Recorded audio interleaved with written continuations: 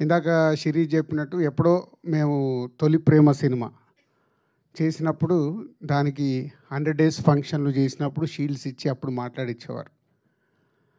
So ఈ distribution సిస్టమే మొత్తం మారిపోతూ ఏరియాకి ఇప్పుడు ఒక్కరో ఇద్దరో మిగిలితే గొప్ప అనే పరిస్థితికి వచ్చింది. ఎందుకంటే 90% ఫెయిల్యూర్స్ ఉండే ఇండస్ట్రీ ఇది. జస్ట్ 10% మన సక్సెస్ పర్సంటేజ్. ఒక డిస్ట్రిబ్యూటర్కి డబ్బు సంపాదించాలంటే ఆ సక్సెస్లో వచ్చే ఆ 10% దాంట్లోనే డబ్బు మిగులుతుంది. మన 90% పోయేది ఎవరు కనిపించదు.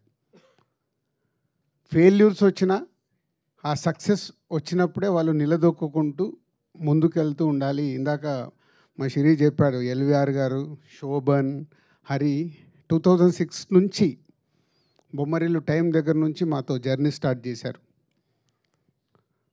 సక్సెస్లు ఉన్నాయి, మధ్య మధ్యలో మాకు అప్ అండ్ డౌన్స్ ఫెయిల్యూర్స్ ఉన్నాయి.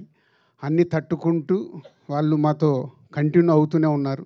అంటే 20 సంవత్సరాలు ఒక డిస్ట్రిబ్యూటర్ ఒక ప్రొడ్యూసర్తో కంటిన్యూ అవ్వడం అనేది నాకు తెలిసి ఫిలిం ఇండస్ట్రీలో వీళ్ళు తప్పితే ఎవరూ లేరు.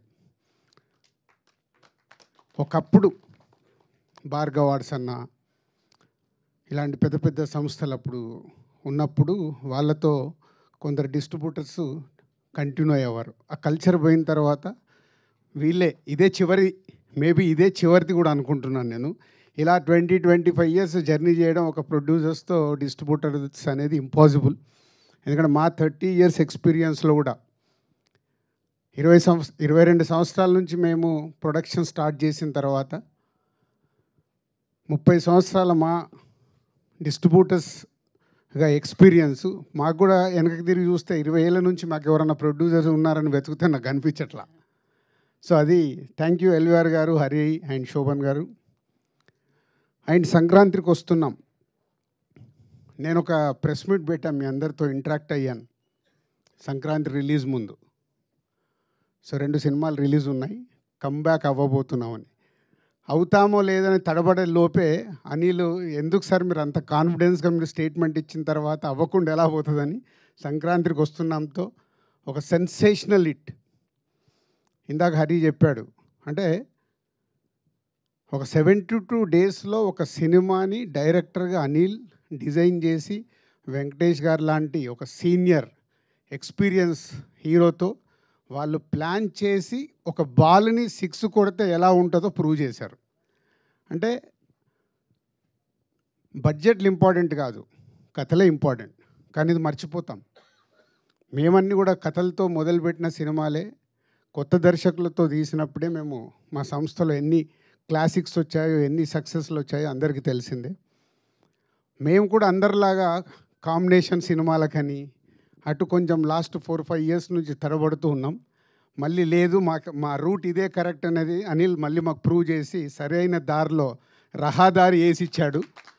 సో ఇదే 2025 సంక్రాంతికి వస్తున్నాం దగ్గర నుంచి మళ్ళీ ఎస్విసి నుంచి అద్భుతమైన సినిమాలు రావటానికి మాకు ఇది ఒక బిగ్ ఎనర్జీ. సో ఈ సక్సెస్ నాకు కూడా చాలా పాఠం నేర్పించింది. అంటే ఒక సినిమా దర్శకుడితో జర్నీ ఉన్నప్పుడు అవి రిజల్ట్స్ ఎలా వస్తాయి అనేది అనిల్తో 6 సినిమాలు చేస్తే ఆ రిజల్ట్స్ ప్రూవ్ చేస్తూనే ఉన్నాయి. మా ఇద్దరి మధ్యలో పెద్ద సంభాషణ ఉండదు. సరే నేను ఇలా అనుకుంటున్నాను, స్టోరీ చెప్పేస్తాడు అనిల్. సరదాగా వచ్చి టీ తాగుతూ ఒక 1/2 అవర్ 40 మినిట్స్లో స్టోరీ చెప్తాడు. అక్కడే జరుగుద్ది మా కాన్వర్సేషన్. మళ్ళీ దీనికోసం సిట్టింగ్స్ అని ఎప్పుడు ఉండదు. తర్వాత అంతా అయిపోయిన తర్వాత పిలుస్తాడు, సార్ ఎడిటింగ్ అయిందో వచ్చి చూసుకోండి. అంత క్యాజువల్గా, అంటే ఎక్కడ అనిల్తో తీసిన 6 సినిమాల్లో నాకు గుర్తుండి ఎక్కడ ప్రొడ్యూసర్ నేను స్ట్రెస్ ఫీల్ అవ్వాల. ఒక కంఫర్ట్.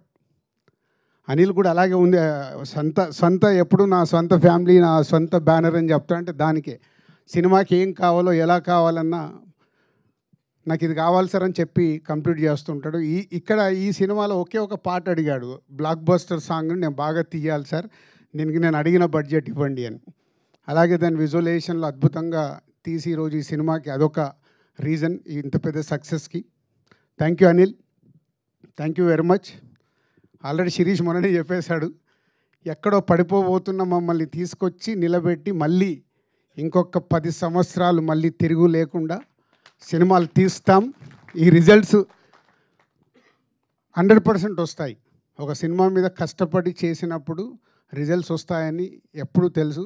అలాంటి స్పీడ్ బ్రేకర్లు మాకు వస్తూనే ఉన్నాయి. ఈసారి స్పీడ్ బ్రేకర్ కాదు, కోవిడ్ దగ్గర నుంచి గతుకు రోడ్లలో ట్రావెల్ చేస్తున్నాం. మళ్ళీ తార్ రోడ్ ఎక్కిచ్చావు. ఈ తార్ రోడ్ జర్నీ కంటిన్యూ అవుతుంది. And thank you Anil and Venkatesh garu, ఈరోజు ఇక్కడ లేరు. బట్ ఎప్పుడు నేను చెప్తుంటాను, ప్రొడ్యూసర్స్కి ఎలా సపోర్ట్ చేయాలి, ఒక హీరోగా సినిమాని ఎలా వేస్టేజ్ లేకుండా కంప్లీట్ చేయించాలి అనేది రామానాయుడు గారు అబ్బాయి కాబట్టి అక్కడి నుంచి వచ్చిన క్వాలిటీస్ అవి. సో ప్రొడ్యూసర్స్కి ఇచ్చే రెస్పెక్ట్ మామూలుగా ఉండదు. అందుకే వెంకటేష్ గారితో 4 సినిమాలు అద్భుతంగా చేయగలిగాం. సో థ్యాంక్ యూ సార్, మీ సపోర్ట్ మీరు ఇచ్చింది ఈ సినిమాకి. మేము వేరే స్ట్రెస్లో ఉన్నా ఎలాంటి స్ట్రెస్ లేకుండా సపోర్ట్ చేసి ఈ సినిమా ఇంత పెద్ద విజయం అవ్వటానికి కారణం మీరు కూడా. అలాగే old team, my technicians, my ఆర్టిస్టులందరికీ థ్యాంక్ యూ వెరీ మచ్.